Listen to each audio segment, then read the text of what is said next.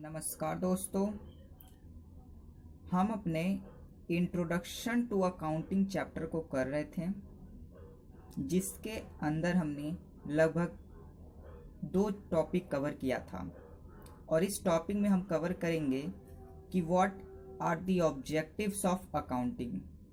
ठीक है, जैसे अकाउंटिंग जब हम करते हैं तो कुछ उसके पीछे उद्देश्य होते हैं, कुछ ऑब्जेक्टिव्स होते हैं, और उन ऑब्जेक्टिव्स के लिए हम अकाउंटिंग करते हैं। तो आज इस वीडियो में हम उन्हीं ऑब्जेक्टिव्स को समझेंगे कि what are the objectives of accounting.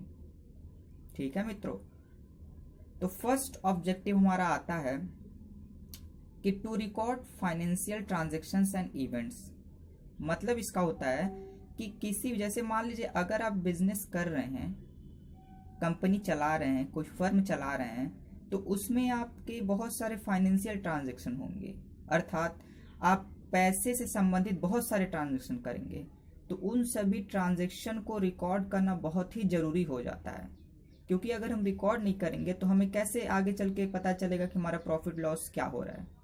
तो उन ट्रांजैक्शन को रिकॉर्ड करने के लिए हम अकाउंटिंग करते हैं। तो पहला ऑब्जेक्टिव हो गया कि to record financial transactions and events. ठीक है, मतलब कि हम फाइनेंशियल ट्रांजैक्शन को रिकॉर्ड करने के लिए अकाउंटिंग करते हैं। ये फर्स्ट ऑब्जेक्टिव हो जाता है। सेकंड होता है हमारा कि to determine profit and loss. देखिए, अगर हम फर्म चला रहे हैं तो उसमें हमें प्रॉफिट और लॉस हमारे at the end of year क्या हो रहा है, ये भी तो जानना बहुत जरूरी होता है। अगर आप केवल बिजनेस चलाते जा रहे हैं, प्रॉफिट लॉस पता ही नहीं कर रहे हैं, तो आप क्या उसमें प्रोग्रेस करेंगे।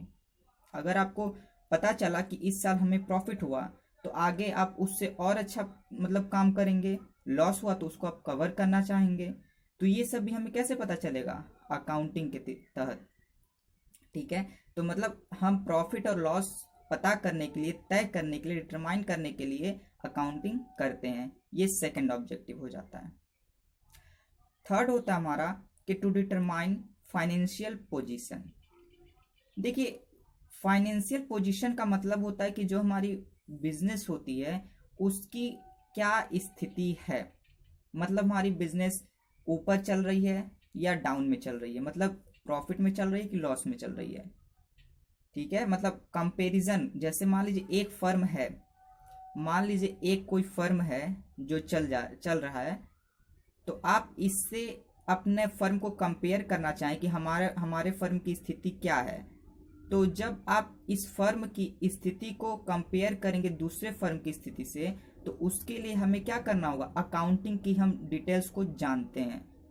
अकाउंटिंग डिटेल्स हम देखते हैं कि हमारी बिजनेस में हमारी बैलेंस शीट कैसी चल रही है। तो उसके लिए हम कंपैरिजन के लिए फाइनेंशियल पोजीशन को डिटरमाइन करते हैं अकाउंटिंग के लिए। तो ये अकाउंटिंग की ऑब्जेक्टिव 3 हो जाती है, टू डिटरमाइन फाइनेंशियल पोजीशन, ताकि हम अपने फर्म की पोजीशन को दूसरे फर्म की पोजीशन से क्या कर सके, कंपैरिजन कर सकें। 4 होता है असिस्टेंस टू मैनेजमेंट। असिस्टेंस का मतलब होता है मित्रों सहायक, मतलब सहायता करना, असिस्ट करना। तो असिस्टेंस मतलब सहायता करना टू मैनेजमेंट, मैनेजमेंट में। मतलब कि मैनेजमेंट में तो समझ रहे हैं कि मान लीजिए एक फर्म है या एक बिजनेस है जिसमें मैनेजमेंट होता है। देखिए, मैनेजमेंट जो होता है ना, वो सभी जगह होता है, चाहे फर्म आपकी छोटी हो बड़ी हो, नो मैटर।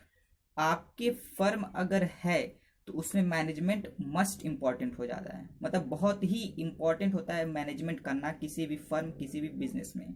अगर आप मैनेजमेंट नहीं करेंगे किसी भी बिजनेस में, तो आपकी बिजनेस सही से रन कर ही नहीं सकती है। तो वही असिस्ट करता है, मतलब हेल्प करता है मैनेजमेंट में।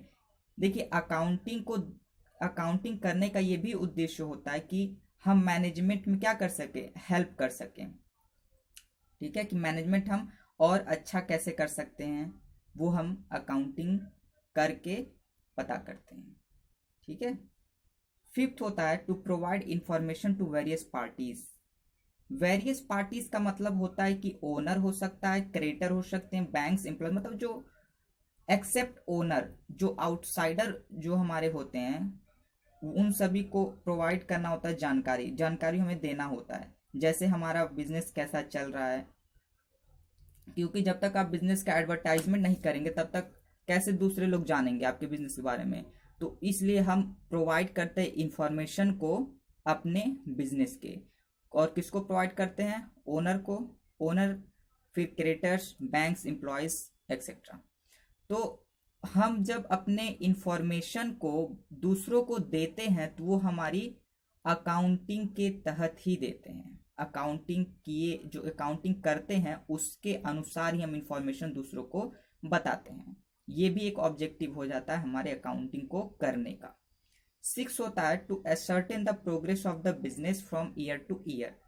देखिए बिजनेस में हमारा साल दर साल कैसा चल रहा है उसके प्रोग्रेस को असर्टेन मतलब असर्टेन का मतलब होता है कि सुनिश्चित करना, मतलब पता करना कि हमारे बिजनेस की जो प्रोग्रेस है वो साल दर साल कैसी चल रही है। ये भी ऑब्जेक्टिव हो जाता है अकाउंटिंग को बनाने का, अकाउंटिंग को करने का। ठीक है मित्रों, तो ये हमारी 6 पॉइंट्स थी जो कि ऑब्जेक्टिव्स हैं अकाउंटिंग के। मतलब अगर हम अकाउंटिंग कर रहे हैं तो उसका उद्देश्य यही है कि हम इन 3-6 कारणों की वजह से अकाउंटिंग करते हैं। इन सभी को ध्यान में रखते हुए हम अकाउंटिंग करते हैं। ठीक, तो इस वीडियो में हम यही टॉपिक कवर कर रहे हैं, ऑब्जेक्टिव्स ऑफ अकाउंटिंग।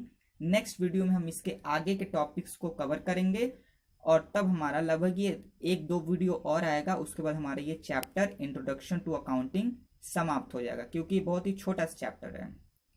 ठीक है मित्रों, तो आप सभी का बहुत बहुत धन्यवाद। आगे वीडियो आएगी, उसको आप देखिएगा।